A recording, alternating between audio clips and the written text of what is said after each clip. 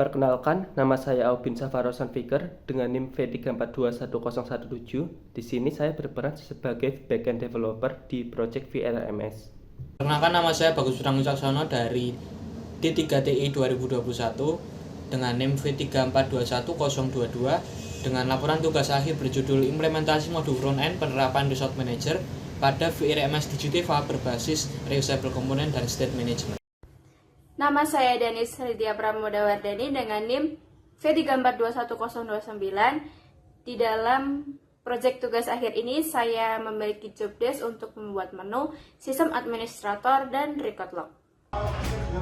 Halo, perkenalkan nama saya Rafael Kurniawan Albisetra Pratama dengan NIM V3421076. Peran saya dalam pembuatan aplikasi VRMS ini adalah dalam pembuatan menu master data.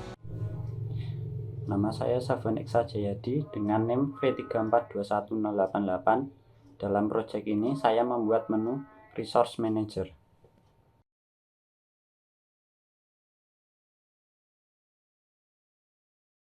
Baik, di sini saya akan mendemokan aplikasi VRMS.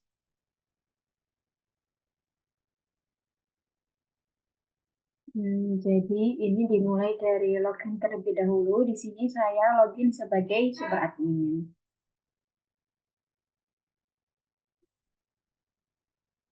Nah, ketika sudah login, itu akan diarahkan ke halaman dashboard. Di halaman dashboard ini berisi informasi tentang total dari vendor, translation, dan non-translation. Di sini juga bisa memilih tahun. Jadi informasinya itu berdasarkan grafiknya itu berdasarkan tahun. Gitu, oke. Langsung saja akan saya demokan untuk menunya. Yang pertama ada master data.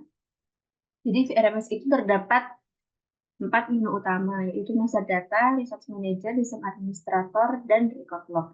Lalu untuk demo pertama ini akan di menu master data. Di dalam menu master data terdapat submenu, yaitu variable input form, variable type, tools, dan financial directory. Nah, untuk variable input form ini terdapat translation, non-translation, dan vendor. Akan coba saya demokan di non-translation. Nah, ini adalah halaman non-translation.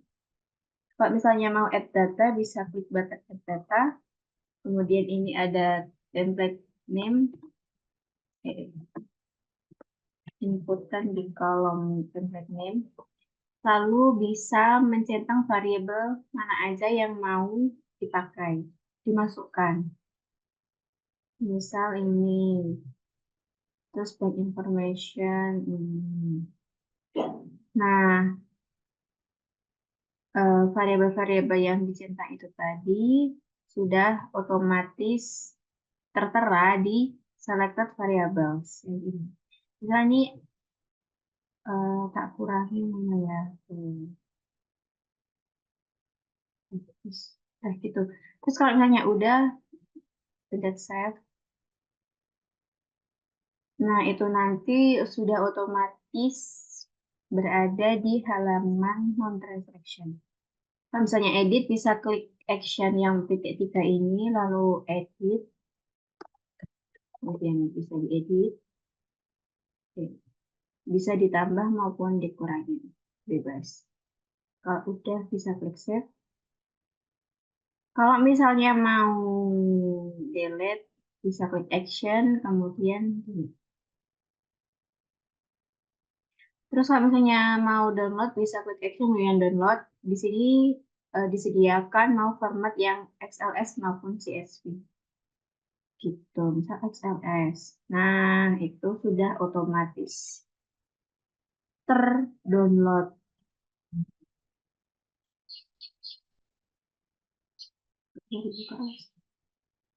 Kemudian untuk translation sama vendor itu sama. Jadi saya demokan salah satu saja. Lalu untuk submenu retype,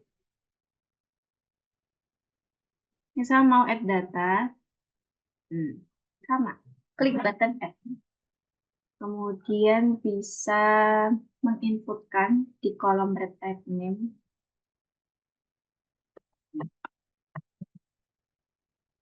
Save. Kemudian kalau misalnya edit ya action, kemudian edit. Nah, ketika mau hapus juga action, lalu delete. Oke.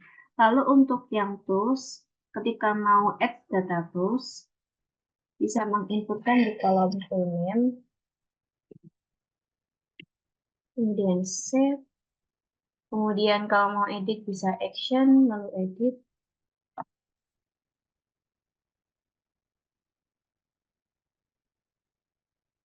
Kalau misalnya mau delete bisa action, kemudian delete. Lalu untuk menu financial directory, kalau mau add data bisa klik button add data, lalu menginputkan di kolom financial directory. Lalu di sini bisa memilih gambar, kemudian misalnya edit bisa klik action, kemudian edit, atau menambahkan gambar lagi, tidak bisa. Kemudian kalau sudah bisa klik save. Kalau mau delete juga klik action, kemudian delete. Kemudian ada menu Resource Manager. Nah, di dalam Resource Manager ini ada Translation, Non-Translation, dan Vendor. Di sini saya akan coba menemukan yang Non-Translation. Nah, di sini sudah ada list nama-nama Non-Translation. Nah, ketika mau menambahkan data, bisa di bagian Add Data, button Add, dan mengisikan pada kolom yang sudah disediakan.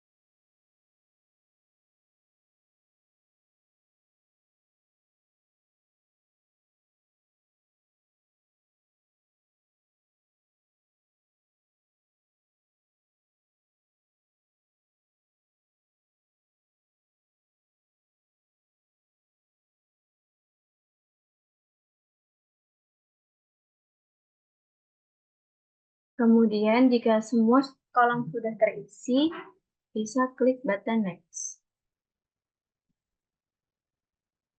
Nah, di sini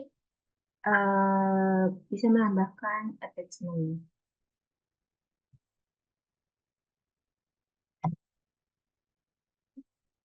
Jadi kalau sudah bisa klik Save.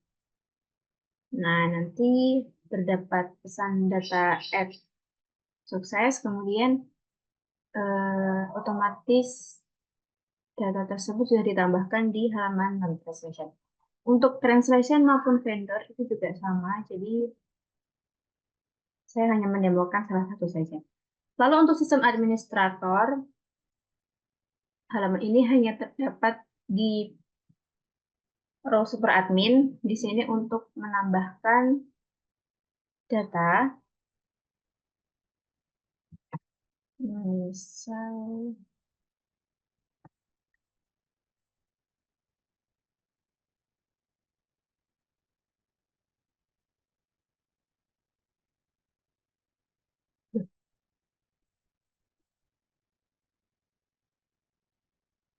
Nah, untuk role ini ada admin sama user, itu misal user. Kemudian di halaman ini juga terdapat pilihan si user ini mau dikasih akses menu apa aja gitu. Misal ada input form sama vendor.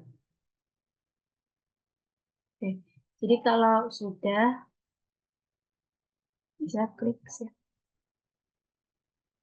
Nanti sudah otomatis berada di halaman sistem administrator. Kalau misalnya mau edit, bisa klik action, kemudian edit, terus bisa ditambah mungkin akses menunya. Kemudian kalau sudah bisa save. Kalau delete bisa klik action, kemudian delete. Lalu untuk halaman record log, ini hanya berupa kayak history gitu. Tadi seperti saya demokan edit, create, update maupun delete di halaman master data sama resource manager. Nah, itu terekam di halaman record log ini. Nah, misal ini yang tadi ya, sistem administrator, delete, terdapat menu, lalu ada data name atau ID, kemudian fieldnya apa, actionnya apa, out value, new value, update add, sama updated by. Tuh. Ini yang sistem administrator. Kemudian bisa di sini ada filter ya. Bisa yang master data tadi ya, non-transaction. Nah, ini adalah contoh dari menu yang master data variable input from non-transaction. Jadi